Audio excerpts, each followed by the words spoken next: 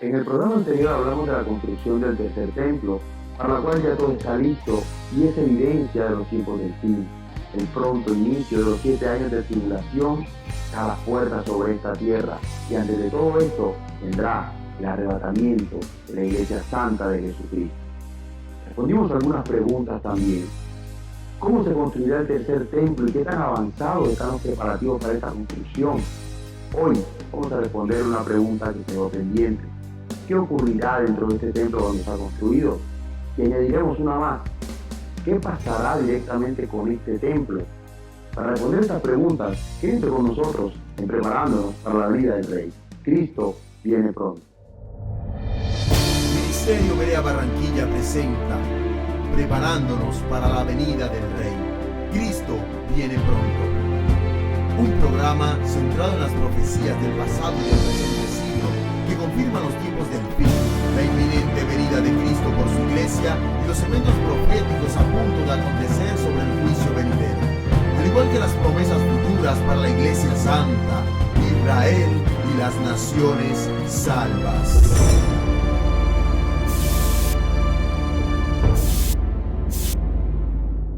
Dios les bendiga, bienvenidos a Preparándonos para la venida del Rey. Habla Mauricio Sara. Hoy vamos a responder esta pregunta acompañado nuevamente de los hermanos en la fe, con el pastor Gabriel Ferrer y las hermanas Berti Orozco y Yolanda Rodríguez. Le bendiga, pastor, nuevamente bienvenido. Sí, Mauricio, un gusto estar aquí en este programa.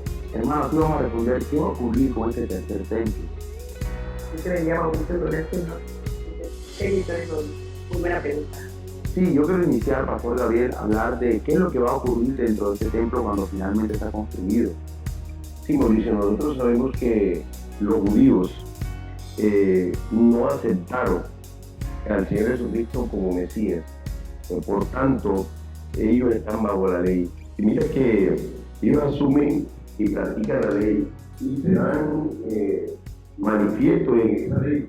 Saben que ellos no pueden cumplir esa ley, pero el único que puede cumplir esa ley es nuestro Señor Jesucristo. O sea, hay dos posiciones con respecto al Mesías que los judíos están esperando. Hay una posición que dice que el Mesías, las características que tiene es del anticristo. Y hay una segunda posición que dice que ese falso Mesías que ha de llegar, que es el que ha de proponer la paz, es el príncipe que ha de venir y aparece en el libro de Daniel 9:26. Pero hay otra postura que dicen que quien hará ese pacto de paz será el anticristo. Dice que los judíos no lo reconocerán como Dios, sino como un representante político, es decir, que le ha generado y le ha ayudado para que se dé el proceso de paz. Pero le permitirán a él que edifique el templo y él usufructará ese templo. Es el tercer templo del que estoy hablando, ¿verdad? Y ahí vamos a encontrar que al él edificar ese templo va a ser para beneficio propio. Ahora, una vez ya edificado este templo, para lo cual ya todo está consumado, ya todo está listo. Es decir, encontramos nosotros allí que los judíos comenzarán a hacer sacrificios muy específicos que ya están instaurados o están manifiestos en la ley. Pero ¿cuáles son estos sacrificios, hermano Yolanda? Sí, se va a restaurar el sacerdocio levítico y hay 5 tipos de ofrendas que están instituidas en la ley y se van a empezar a llevar a cabo. De hecho, en este momento ya están, como veíamos en el programa anterior, preparando más de 100 sacerdotes para todo este tipo de ofrendas. Y hay 5 ofrendas, hay 3 tipos de ofrendas que son voluntarias y son de olor grato, y 2 que son obligatorias y que son de olor no grato. Me voy a referir a las de olor grato y las que son voluntarias. Esta es la primera ofrenda, que se llama la ofrenda del holocausto, o en hebreo olá, es de grato olor y voluntaria. Esta la encontramos en Levítico 1 del 3 al 17, y el propósito de esta ofrenda es expiar los pecados. Se trataba de un novillo sin defecto, una oveja macho o macho cabrío, o tórtolas, o pichones de paloma o palominos. Se podía llevar este tipo de ofrenda, y obviamente la que va a llevarse en este tercer templo. Esta ofrenda es quemada totalmente en el altar del holocausto, excepto la piel, y esta piel le correspondía al sacerdote. En esta ofrenda el oferente no se quedaba absolutamente con nada. La segunda ofrenda es la ofrenda vegetal. En hebreo es minjá. La encontramos en Levítico 2, del 1 al 16, es de gran olor y voluntaria, y acompaña la ofrenda del holocausto. Son de tres clases esta ofrenda. Primero, la de harina mezclada con aceite y cocidas al horno. La segunda es son tortas de harina fina mezcladas también con aceite, cocida al horno en un sartén o una cacerola. Y la tercera son espigas tostadas mezcladas con aceite o mezcladas con incienso. Una parte se quemaba en el altar del holocausto y lo que quedaba de la ofrenda debía comerse en un lugar santo del tabernáculo, tampoco al oferente no le quedaba absolutamente nada. Y la tercera ofrenda, también voluntaria y de olor grato, se llamaba, y es lo que van a ofrecer en este tercer templo, el sacrificio de paz. En hebreo se llama Selén, y esta la encontramos en Levítico 3, del 1 al 17 también, ahí está descrita. También hay tres clases de este tipo de ofrenda de sacrificio de paz. Primero, la ofrenda de acción de gracias. Segundo, la ofrenda votiva para expresar gratitud, es decir, estaba acompañada de un voto. Y la tercera clase es la ofrenda voluntaria, que expresa una gratitud sin relación con alguna bendición. Las anteriores que he mencionado de estos sacrificios de paz se relacionaban con algún tipo de gratitud por alguna bendición que había recibido pues, las personas o el oferente. Estas tres clases de ofrendas se van a restaurar en este tercer templo, ¿no? Yo quisiera hablar también de las dos ofrendas de las que de pronto faltaron, de las 5 que nos mencionaba la hermana Yolanda. La hermana Yolanda nos hablaba de las ofrendas que son de olor grato y que son voluntarias. Pero hay dos ofrendas que mencionaba la hermana que son ofrendas de olor no grato al Señor y que son de carácter obligatorio. Una de ellas es el sacrificio por el pecado o el atat. Lo podemos encontrar en Levíticos 4, todo el capítulo 4. Estas ofrendas eran para expiar el pecado cometido inadvertidamente, cuando la restitución no era posible. Y había diferentes tipos. Por ejemplo, si la ofrenda era ofrecida por el sacerdote por la congregación, debían llevar un novillo sin defecto. Si la ofrenda era para un gobernante, se debía llevar un macho cabrío también sin defecto. Si esta ofrenda le iban a ofrecer personas que de pronto tenían escasos recursos, no tenían para un novillo, para un macho cabrío, podían llevar 2 palominos o 2 tórtolas. En este caso, una se tomaba para el sacrificio por el pecado y la otra para el sacrificio por el holocausto. Y si había un caso de extrema pobreza, que podía ofrecer harina fina. En este caso no se llevaba el animal, sino la harina fina. Cuando se ofrecían estas ofrendas que son de carácter obligatorio, el sacrificio por el pecado, la grosura de los animales era quemada en el altar del holocausto. Pero todas las demás partes que quedaban del animal debían ser quemadas fuera del campamento. Ese era un requisito que el Señor establecía para este tipo de ofrendas. Y una quinta ofrenda que también es de olor no grato y que es obligatoria es el sacrificio por la culpa o asam. Lo podemos encontrar en Levítico 5. Para expiar estos pecados cometidos inadvertidamente, especialmente cuando sí podía haber restitución por el pecado, en caso de que era por el sacerdote o por la congregación, se ofrecía a Jehová al Señor, ¿verdad? O si era contra el Señor la ofrenda o contra un hombre, se ofrecía también un carnero sin defecto. Recordemos que el Señor siempre establecía que tenía que ser un animal sin defecto, amén. Entonces ahí tenemos las 5 ofrendas que se van a restaurar en el tercer templo, amén. Es decir, que los judíos van a levantar nuevamente estas 5 clases de ofrendas en el tercer templo. Y esto lo que va a hacer es engañarlos aún más. Y yo me imagino que, como se está diciendo que la construcción del templo lo que va a traer es paz, en los primeros 3 años, 3 años y medio de tribulación, ¿qué va a pasar? Que van a creer que todo irá bien por el sacrificio, por la oración, pero en realidad todo irá de mal en peor, porque van a ser derramados los juicios de los 6 sellos. Pero entonces, ¿qué va a pasar después de esto? Vamos a ver esto al regresar.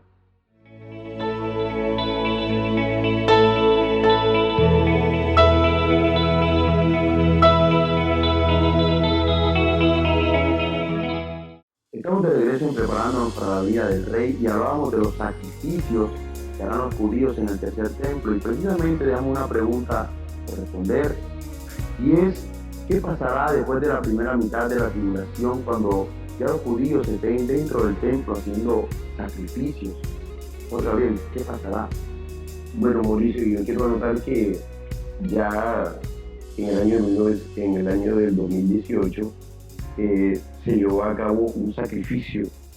Nosotros podemos ver, ¿verdad?, en la pantalla el tal evento, el simulacro, y encontramos que ahí en esa noticia, quiero abrir comillas, los organizadores pretendían sacrificar una oveja durante la ceremonia de dedicación. Mire que el Departamento Legal de la Autoridad Municipal de Jerusalén se opuso a estas actividades y por ello decidieron sacrificar una oveja previamente en un matadero y quemar una de las patas delanteras en el altar, emulando el sacrificio ritual del animal completo.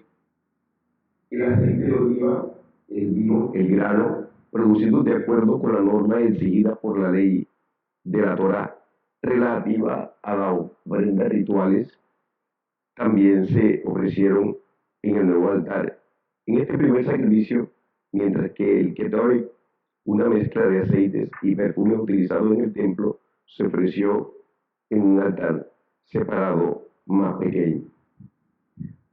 El evento entonces está señalando que estamos en los últimos tiempos porque solo falta que se edifique este tercer templo. Estamos hablando de un tercer templo que va a construir el anticristo, va a querer usarlo a su beneficio, como decía anteriormente, pero de antemano decimos que ya todos los sacrificios están listos, los sacerdotes, los utensilios, todo. Y decíamos que durante los primeros 3 años y medio de la tribulación, los judíos estarán haciendo dichos sacrificios en el tercer templo, creyendo entre otras cosas que son para Dios. Pero sabemos que esto no es así. Sabemos que ellos tienen que aceptar primero que todo al Señor, a Jesucristo como su Señor, como su Salvador, que en su obra redentora en la cruz del Calvario murió por ellos y cumplió proféticamente todas las ofrendas levíticas. Pero sabemos que el anticristo es el que se va a subir ahí, pero ellos van a saber que ese hombre que les ayudó a forjar una paja aparente no es el verdadero Mesías. Y ellos van a descubrir en la gran tribulación, entrando en la gran tribulación, van a descubrir que ese es un farsante, que ese no es el Mesías. Amén. Quiero retomar lo que dice el pastor ahorita, y es que los judíos obviamente no aceptan a Cristo como el Señor, Salvador y el Mesías que había de venir, rechazaron desde la primera venida del Señor Jesucristo. Pero sabemos que todas las ofrendas levíticas, las que están en la ley, igual que las 7 fiestas que los judíos practicaban, todas las cumplió proféticamente el Señor Jesucristo. Por eso es que la Biblia dice que Él es nuestra paz, ¿verdad? En todas las fiestas, ahora no hay que realizar ningún tipo de fiesta, absolutamente nada, ni ofrenda, porque la ofrenda perfecta, como dice el libro de Dios, la dio el Señor Jesucristo. Hay muchas iglesias, todo Gabriel, en toda la tierra y aquí en Barranquilla, que están tratando de levantar, por ejemplo, las fiestas, todas asociadas a la apostasía y al dinero. Por ejemplo, la fiesta de las primicias, y es el dinero todo asociado, obviamente, a las cuestiones materiales. En cuanto a las ofrendas, como Cristo cumplió proféticamente todas estas ofrendas, quiero pues mencionar algunos ejemplos de cumplimiento. Por ejemplo, la ofrenda del holocausto la cumplió Cristo en su completa dedicación santa al Señor. El Señor dedicó su vida completa, santa, nació santo, vivió santo, sin pecado. Y en el caso, por ejemplo, los que recibimos a Cristo en nuestro corazón, cumplimos esa ofrenda en Cristo porque también dedicamos nuestra vida en santidad al Señor. Nosotros somos la ofrenda, como dice Romanos capítulo 12:1, que presentamos nuestros cuerpos en sacrificio vivo, santo al Señor, que es nuestro culto racional. En la ofrenda vegetal, por ejemplo, está proféticamente cumplida en Cristo a través de la humanidad del Señor Jesucristo, pero una humanidad en la que obviamente no había ningún tipo de levadura, simbolizando la levadura del pecado, porque en esta ofrenda vegetal obviamente no había levadura. El Señor Jesucristo cumplió también esta ofrenda porque su cuerpo fue ofrecido sin levadura, sin pecado. Y el aceite también, que se acompañaba de este tipo de ofrenda, simboliza al Espíritu Santo, que en este momento también está con nosotros. La otra ofrenda, que es el sacrificio de paz, también el Señor Jesucristo la cumplió, porque en su obra redentora, la palabra del Señor es clara cuando dice que Cristo, Jesucristo es nuestra paz, porque Él nos reconcilió con el Padre. Jesús nos permite estar en paz para con Dios por medio de nuestro Señor Jesucristo, como dice el apóstol Pablo. Allí también se cumple esta ofrenda. Y en el caso del sacrificio por el pecado, este sacrificio prefigura obviamente la muerte de Cristo, porque Cristo fue la ofrenda por el pecado. Claramente el libro de Hebreos nos explica esto. Y quiero también mencionar que este sacrificio por el pecado se ofrecía a las afueras de Jerusalén, y Jesucristo padeció a las afueras de Jerusalén. Claramente el simbolismo profético está allí delineado. Y finalmente el sacrificio por la culpa también lo cumplió eso Jesucristo, porque este simboliza al Señor como esa ofrenda perfecta por nuestros pecados. Por lo tanto, en este tiempo en Cristo la iglesia no tiene que estar celebrando ninguna fiesta judía ni ninguna ofrenda, porque Cristo cumplió las 7 fiestas, cumplió todas las ofrendas, porque Él cumplió toda la ley. Él dijo, yo no vine a abrogar la ley, sino a cumplirla. Quiero hablar un poco del evento que menciona el profeta Daniel con respecto a la abominación desoladora. En el capítulo 11, versículo 31, como el profeta habla, dice Daniel 11, 31, dice, y se levantarán de su parte tropas que profanarán el santuario y la fortaleza y quitarán el continuo sacrificio y pondrán la abominación desoladora. Refiriéndonos aquí en esta parte, cuando hablamos de la abominación desoladora al anticristo, ahí claramente vemos cómo el profeta Daniel nos habla de que el anticristo va a entrar al tercer templo del que nosotros hemos estado hablando, va a entrar con su ejército, va a tomar el templo y va a ponerse ahí él como Dios. Ahí miramos claramente cómo nos hablan del continuo sacrificio del que hemos venido hablando. El profeta Daniel dice, quitará el continuo sacrificio. Es decir, que todas estas ofrendas de las que hemos hablado, el anticristo cuando entra al templo, al tercer templo, y quiera él ponerse ahí como Dios, va a suspender todas las ofrendas, todos los sacrificios que el pueblo judío estaba haciendo ahí. Y este evento también lo relata el Señor Jesucristo en Mateo 24. Miremos lo que dice el versículo 15, dice, por tanto, cuando veáis en el lugar santo la abominación desoladora de que habló el profeta Daniel, el que le entienda, entonces los que estén en Judea huyan a los montes, el que esté en la azotea no descienda para tomar algo de su casa, y el que esté en el campo no vuelva atrás para tomar su capa. Mas hay de las que estén encintas y de las que tienen aquellos días. Orad pues que vuestra huida no sea en invierno ni en día de reposo, porque habrá entonces gran tribulación cual no la ha habido desde el principio del mundo hasta ahora ni la habrá. Como el Señor ahí en Mateo 24 relata la persecución terrible que el anticristo va a tener contra el pueblo judío. El Señor dice claramente ahí que van a ser tiempos angustiosos, porque el pueblo judío le va a tocar huir.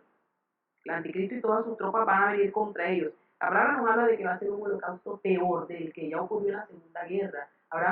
Se multiplicarán las cifras de muertos del pueblo judío en ese holocausto que va a tener el anticristo contra el pueblo judío. También es importante mencionar, Mauricio, que el pueblo de Israel, para que pueda edificar el templo en lo que ahora son la explanada de las mezquitas, pero que es el monte del templo, se necesita el pacto de paz que va a hacer el anticristo con el pueblo judío y con los árabes. Si no se hace el pacto de paz, no se va a edificar el templo. Y sabemos que el sello 1 es la manifestación del anticristo, dice la escritura que relata el apóstol Pablo en 2 de Tesalonicenses capítulo 2, del 1 al 4, y como que ordenando un poco la cronología tendríamos que después de la batalla de Gog y Magog, durante ese tiempo sabemos que los 144.000 judíos se van a convertir, van a ser sellados justo al inicio de la tribulación, y al inicio de la tribulación el anticristo, al manifestarse ya como el líder de la Unión Europea, va a firmar ese tratado de paz, y ese tratado va a incluir la edificación, el dejar que los judíos edifiquen su tercer templo. Este templo obviamente lo van a edificar muy rápido, y como dice mi hermana Belkis, se van a empezar a hacer todos los sacrificios de manera abierta, las 5 ofrendas que mencionamos ahorita, se va a el día de la expiación también, ¿verdad? Se va a llevar a cabo las fiestas judías, y como dice mi hermana Belkis, a la mitad de la tribulación, 3 años y medio, es cuando se cumple la palabra profética de Pablo, donde dice en Tesalonicenses 2, Tesalonicenses 2, versículo 3, dice, nadie os engañe, en ninguna manera, porque no vendrá sin que antes venga la apostasía y se manifieste el hombre de pecado, el hijo de perdición. Y dice el 4, el cual se opone, se levanta contra todo lo que se llama Dios o es objeto de culto, tanto que se siente en el templo de Dios como Dios, haciéndose pasar por Dios. Este versículo 4 corresponde al que mi hermana que estaba citando ahorita, Daniel 11, 31, donde dice que la abominación desoladora, ¿cuál es la abominación desoladora? Es el anticristo levantándose como Dios, autodenominándose como Dios y entrando al templo, profanándolo. Para los judíos sería la profanación y obviamente ahí empezará todas las abominaciones y el pueblo judío, como dice el pastor Gabriel, sabrá que este no es el Mesías y van a levantarse en contra de este anticristo y él lo va a perseguir con su ejército. El ejército, pastor Gabriel Belkis, Mauricio, es el ejército de la Unión Europea, que ya está consolidado, la PESCO. Sabemos que una vez que se dio el Brexit, los ingleses eran los que se oponían a que hubiera un ejército de la Unión Europea. El Brexit, obviamente permitió por el Dios de la gloria, hizo que ya no hubiera oposición y en este momento ya la Unión Europea tiene un ejército. Ese ejército es el que va a perseguir a los judíos, es el que los va a asesinar, el peor holocausto, y es el que obviamente va a conquistar a sangre y fuego toda la tierra, porque a la mitad de la tribulación el anticristo va a levantar, no solamente como Dios, sino como el líder de toda la tierra. Todo esto es el tiempo de la angustia de Jacob. Está escrito allí en Jeremías 37, donde dice: ah, cuán grande es aquel día, tanto que no hay otro semejante a él. Tiempo de angustia para Jacob, pero de ella será librado. El Señor Jesucristo ahí describe la huida de los judíos al encontrarse con la proclamación del anticristo como Dios. Se dará cuenta que fueron engañados, entonces rechazarán al anticristo y entonces la higuera va a dar fruto de arrepentimiento. Israel va a reconocer al Señor Jesús como el Mesías, y no solo lo va a reconocer, sino que va a predicar. Cuando se dé el arrebatamiento de la iglesia, los 144,000 van a predicar al Señor Jesús, que es lo que predica la iglesia en este tiempo: Jesús como Señor, Salvador y Dios. Y no solo van a predicar los 144,000, sino que lo harán juntamente con los gentiles convertidos, es decir, todos los que les predicamos en este tiempo y no creyeron, cuando vean que la iglesia fue levantada, entonces también se convertirán y también predicarán acerca del Señor Jesús. Pero ¿qué más va a acontecer en este tercer templo? Esto lo vamos a ver al regresar.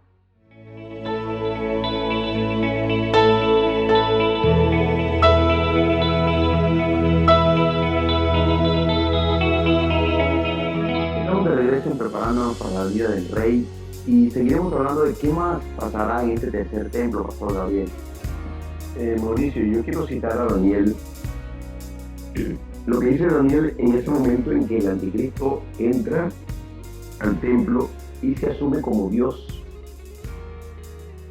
Dice que él va a pedir adoración a toda la tierra. Y mire que será la mitad de la tribulación y mucha gente en toda la tierra ciertamente le va a adorar. Yo quiero leer lo que dice Daniel, capítulo 11, versículo 32. Con lisonja seducirá a los violadores del pacto, mas el pueblo que conoce a su Dios se esforzará y actuará. Y los sabios del pueblo instruirán a muchos, y por algunos días caerán a espada y a fuego en cautividad y despojo. Y en su caída serán ayudados de pequeños socorro, y muchos se juntarán a ellos con lisonja. También algunos de los sabios caerán para ser depurados y limpiados y emblanquecidos hasta el tiempo determinado, porque aún para esto hay plazo. Y el rey hará su voluntad y se ensoberbecerá y se engrandecerá sobre todo Dios, y contra el Dios de los dioses hablará maravillas y prosperará hasta que sea consumada la ira, porque lo determinado se cumplirá. Del Dios de sus padres no hará caso, ni del amor de las mujeres, ni respetará a Dios alguno, porque sobre todo se engrandecerá. Mas honrará en su lugar al Dios de las fortalezas, Dios que sus padres no conocieron, lo honrará con oro y plata, con piedras preciosas y con cosas de gran precio. Con un Dios ajeno se hará de las fortalezas más inexpugnables y colmará de honores a los que le reconozcan, y por precio repartirá la tierra. Fíjate que Daniel habla aquí de cómo el anticristo tratará de seducir a los judíos, pero esto se rebelarán contra él porque efectivamente se darán cuenta que no es el Mesías. Y por eso el anticristo lo va a perseguir y lo va a matar. Y ciertamente habrá mucha gente que le va a reconocer, van a reconocer al anticristo, porque él les convencerá con lisonja, con honores, con regalos. Yo quiero recordar que lo que está describiendo el pastor Gabriel corresponde justo a la mitad de la tribulación. Cuando el anticristo se meta al templo, al tercer templo del que estamos hablando, ya está a punto de ser construido, por lo tanto ya el tiempo del fin está consolidado y la iglesia tiene que irse muy pronto. Y esta mitad de la tribulación corresponde al séptimo sello, que son las 7 trompetas. Quiero citar Apocalipsis capítulo 11, donde se menciona este tercer templo que estamos hablando. Dice Apocalipsis 11:1: entonces me fue dada una caña semejante a una vara de medir, y se me dijo: levántate y mide el templo de Dios, y el altar, y a los que adoran en él. Pero el patio que está fuera del templo, déjalo aparte, y no lo midas, porque ha sido entregado a los gentiles, y ellos hollarán la ciudad santa 42 meses. Y daré a mis 2 testigos que profeticen por 1260 días, vestidos de silicio. Mire cómo se dan aquí unos tiempos específicos. Se habla del tercer templo y dice allí que se hollará la ciudad 42 meses, que son 1260 días o 3 años y medio de la tribulación. Estamos ubicados en la mitad de la tribulación, hacia el final, y justo en esa mitad cuando el anticristo ocasiona lo que se llama la abominación desoladora, que es entrar allí a hacerse pasar como Dios, y la tierra lo va, las naciones lo van a adorar como Dios, con la tecnología, con todo esto, con la lisonja, como dice el pastor Gabriel. Allí también el Señor en su misericordia va a dar esos 2 testigos. Hermanos, asumen que estos 2 testigos son Elías y Enoc, que no murieron, sino que fueron arrebatados y que van a venir del cielo acá a la tierra para empezar a profetizar y predicar el Evangelio de Jesucristo y obviamente darle la gloria al Señor. Otros dicen que van a ser 2 personas, 2 varones con el ministerio de Elías y de Moisés, por las características que describe la Biblia.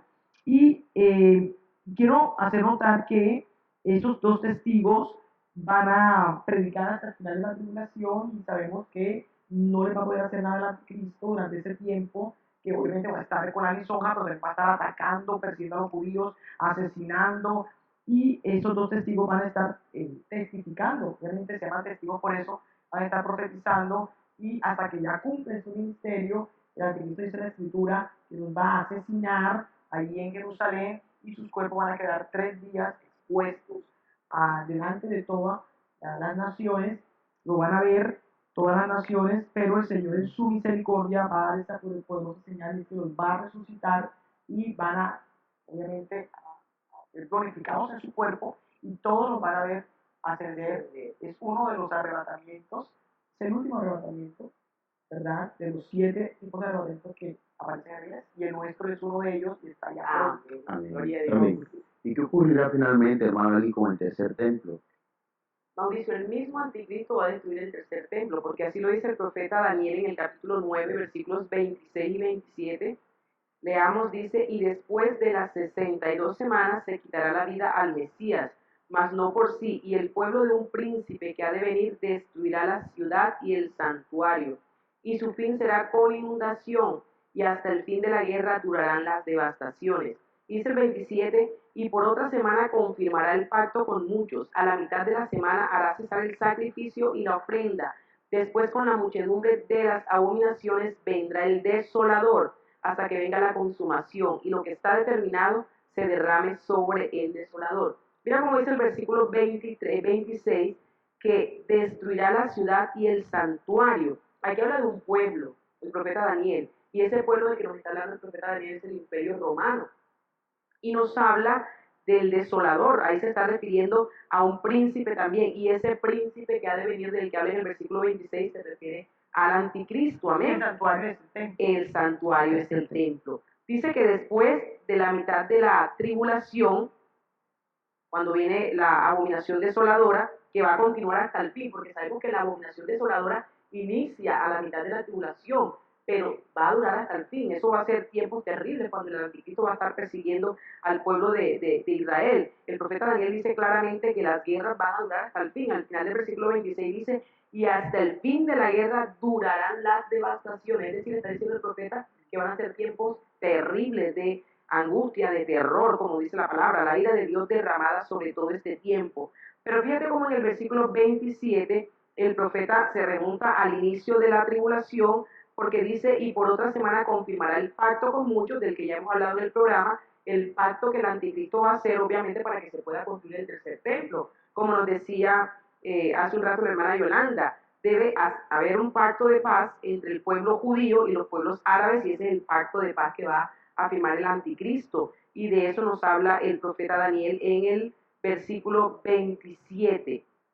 Dice que el anticristo va a cesar el sacrificio, ya lo vimos, todas las ofrendas que va a hacer el pueblo judío, el anticristo las va a detener porque obviamente va a empezar la abominación desoladora. Miren que aquí dice el desolador, refiriéndose obviamente al anticristo. Así lo llama el profeta Daniel, amén. Así que van a ser tiempos terribles. Gloria a Dios que la iglesia de Jesucristo no va a estar ahí. Aleluya. Este tercer templo ya hemos dicho que va a ser destruido por el anticristo. Él lo levantará y él mismo lo destruirá. Porque es que este templo no es el templo del Señor. Amén. El templo de Dios es el templo milenial, que precisamente como su nombre lo dice, será construido en el milenio. Y pudiera ser probablemente en el periodo de tiempo de los 30 días después de haber finalizado la gran tribulación, es decir, los últimos 3 años y medio, teniendo en cuenta lo que habla también Daniel en el capítulo 12. Miren, hermanos, que en el capítulo 12 de Daniel, dice Daniel 12, 11, dice, y desde el tiempo que se ha quitado el continuo sacrificio hasta la abominación desoladora habrá 1290 días. Hay 30 días después de la duración de los últimos 3 años y medio, que son 1260, ¿verdad? Restado de estos 1290 de los que habla Daniel, estamos hablando de 30 días en los que probablemente se puede estar construyendo el templo milenial. Pero también Daniel sigue hablando allí y dice, bienaventurado en el versículo 12, el que espere y llegue a 1335 días. Si nosotros restamos estos 1335 días a los 1260 que dura la gran tribulación, los últimos 3 años y medio, nos encontramos con un lapso de tiempo de 75 años. En total.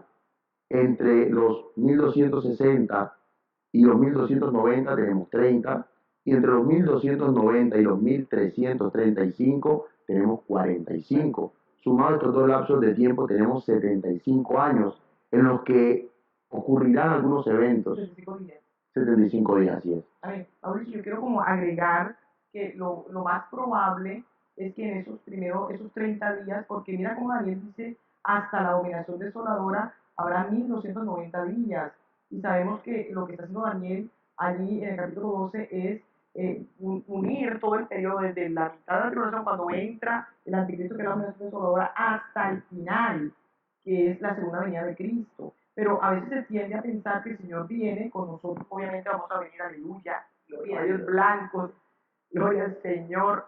Y allí el Señor venir, ocurre el juicio sobre el anticristo y la bestia, y enseguida. No, yo creo que según Apocalipsis 19, lo que va a acontecer es que el Señor viene con nosotros, obviamente, en los caballos blancos. Dice la escritura que el Señor llega al monte de los olivos, se parte en dos el monte, y obviamente nosotros seguimos la puerta oriental, que en este momento está cerrada, va con obviamente la gloria del Señor se va a abrir completamente, y vamos a entrar por esa puerta, va a entrar el primero el Señor, aleluya, nosotros detrás del Señor, y vamos a entrar a Jerusalén.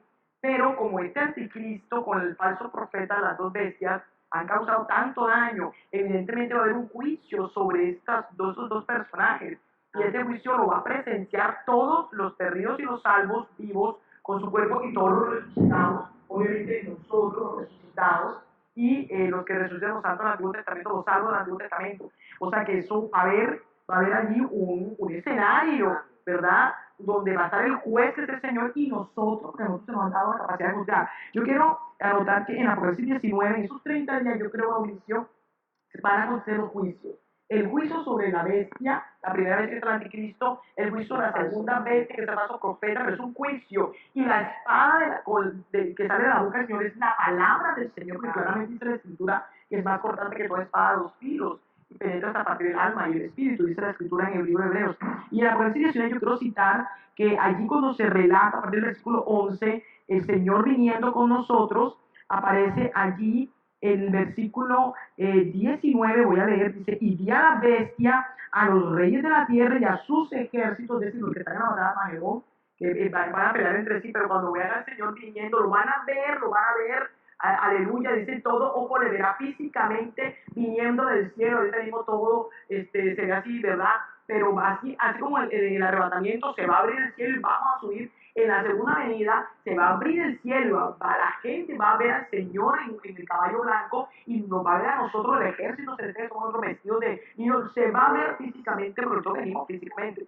Y cuando acontezca esto, es lo que dice allí, entraremos a Jerusalén, ahí se establecerá el trono del Señor para juzgar, y nosotros allí, los que se ha dado capacidad para juzgar, y van a estar los reyes de la tierra que estaban en esta batalla de Armagedón, tratando de caer entre ellos, pero que viendo al Señor, van a pelear contra el Señor. Ahí van a estar, dice, y a sus ejércitos reunidos para guerrear contra el que montaba el caballo y contra su ejército. Es decir, contra el Señor y nosotros que somos el ejército celestial, como dice la Escritura. En el 20 lo dice, y la bestia fue apresada, o sea que va a haber un evento como ahorita los policías cuando agarran al delincuente, y así va a ser. Dice, y la bestia fue apresada, y con ella el falso profeta, que había hecho delante de ella las señales con las cuales había engañado a los que recibieron la marca de la bestia y habían adorado a su imagen. Y dice, estos dos fueron lanzados vivos dentro de un lago de fuego que arde con azufre. Eso quiere decir que va a haber un juicio, ¿verdad? Dice la Escritura que el Señor va a matar al impío con la espada que sale de su boca, pero matar es con la palabra. El Señor le va a dar la sentencia allí, y se va a observar cuando esta bestia, el anticristo y el falso profeta vayan al lago de fuego para que todos observen. Miren qué importante es este juicio, de que vean eso. ¿Por qué? Porque no va a entrar el milenio. Amén. Y los salvos tienen que ver este juicio para que se mantengan firmes y no vayan a apostatar durante el milenio, porque pueden apostatar de la fe. Ya saben lo que les espera, lo que le aconteció al anticristo. Y miren lo que dice el 21, dice, y los demás fueron muertos con la espada que salía de la boca del Señor, es decir, con la palabra de Dios, que la espada es el juicio allí del que montaba en el caballo, dice allí, y todas las aves se saciaron de las carnes de ellos. Eso quiere decir que hay una mortandad tremenda, y todos van a ver que el Señor con la palabra va allí a matar a todos los que se marcaron y quedaron vivos, y va a haber una mortandad enorme, pero no van a ser sepultados, porque van a llegar las aves de los cielos y animales y van a comer. Eso es tremendo, qué mucho tan tremendo. Creemos también que se está hablando del juicio mencionado en Mateo 25, que es el juicio de las naciones, de las ovejas y de los cabritos, ahí en Mateo 25, 31 al 33, un lapso de tiempo en el que creemos también, como decíamos, se va a construir el templo milenial. Nosotros vamos a construir, gloria a Dios. Y lo mejor de toda esta compleja explicación es que está todo esto a la puerta, está delante de nuestros ojos.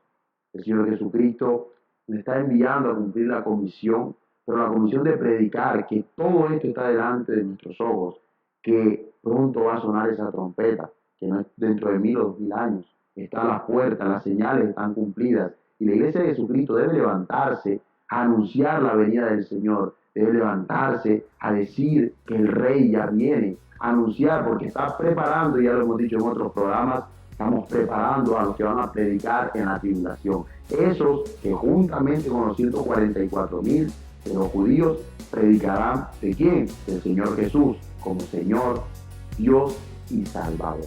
Y esto ha sido todo por hoy.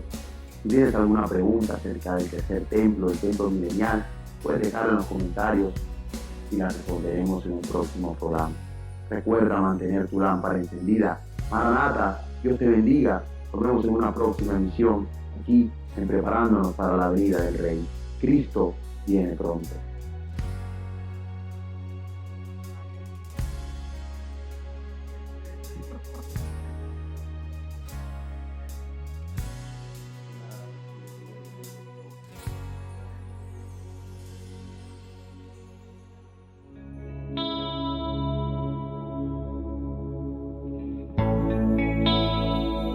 ¿Estás preparado para la venida del Rey? El Señor te está llamando en este tiempo. Las señales que el Señor dio en Mateo 24, las señales del fin, las señales de los últimos días de la historia de la humanidad, ya están cumplidas. Van a venir 7 años de juicio terribles sobre esta tierra, 7 años de tribulación y de gran tribulación. Pero el Señor Jesucristo en esta hora te está llamando. Si tú no conoces a Jesús, si tú no has abierto tu corazón a Cristo, es el único mediador entre Dios y los hombres, hoy te invitamos a que lo hagas, para que tú formes parte de esta esperanza bienaventurada, que es el arrebatamiento de la iglesia. Ya todo está cumplido y el Señor puede venir en cualquier momento por su iglesia, puede venir hoy. Si tú quieres formar parte del remanente de la iglesia de Jesucristo, yo te invito a que te arrepientas en esta hora. Dice la Escritura que todo el que invocar el nombre del Señor será salvo. Dice también la palabra en Romanos capítulo 10, que si confesares con tu boca que Jesús es el Señor y crees en tu corazón que Dios le levantó de los muertos, serás salvo. Porque con el corazón se cree para justicia y con la boca se confiesa para salvación. Necesitamos ser declarados justos delante del Padre, y la única manera es que nos arrepintamos de los pecados y aceptemos a Jesús como único Señor y único Salvador. Tú puedes orar de esa manera conmigo. Padre, yo te doy las gracias porque me has dado vida física y hoy estoy aquí delante de ti con un corazón abierto para poder arrepentirme delante de tu presencia. Me arrepiento de todos mis pecados, me arrepiento de haber hecho mi voluntad y no la tuya. Yo te pido que me perdones, Señor Jesús. Entra a mi corazón, límpiame, lávame con tu sangre preciosa. Yo te pido que entres a mi corazón y lo hagas nuevo. Te pido que me des un espíritu nuevo. Yo te recibo, Jesús, en esta hora como mi único Señor, mi único Salvador, mi único Dios. Y te pido que mi nombre esté escrito en el libro de la vida y no lo borres jamás. Yo te pido que cuando suene la trompeta yo pueda partir contigo a la Nueva Jerusalén, la ciudad celestial, para vivir contigo por la eternidad. Si tú has hecho esta oración con fe, creyendo en tu corazón, déjame decirte que hoy eres un hijo de Dios, una hija de Dios. Eres nueva criatura y eres heredera y coheredera con Cristo. Cristo viene pronto. Cuando suene la trompeta, tú podrás ir con el Señor, con la iglesia, para heredar esas promesas eternas. Las promesas de vivir en la Nueva Jerusalén y de vivir en el milenio, 1000 años sirviéndole a Cristo y también una eternidad. Dios te bendiga, Dios te guarde.